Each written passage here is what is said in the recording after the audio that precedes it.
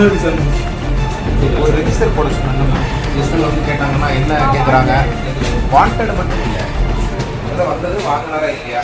எங்க மெயின் ரோட்ல கடை வைக்காம இப்படி சந்தில வச்சா எப்படி வியாபாரம் நடக்கும்னு அடுத்தடுத்த கேள்விகளை கேட்டு மாவட்ட ஆட்சியர் அதிகாரிகளை நடுங்க வச்சிருக்காரு. ரேஷன் கடையில் நியரஸ்ட்ல சிஎஸ்ஆர் தான் பார்க்கணும் சார்.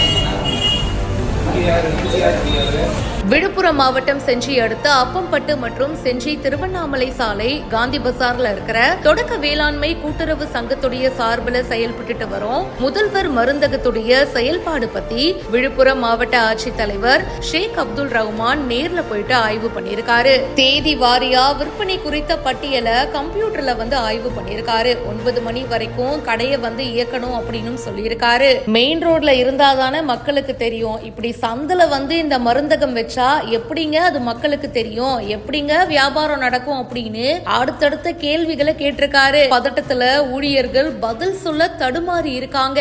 மருந்தகம் இங்கதான் இருக்கு அப்படின்றத மக்களுக்கு தெரியப்படுத்தும் விதமா சில சைன் போர்ட்லாம் வைக்கணும் அப்படின்னு சொல்லியிருக்காரு.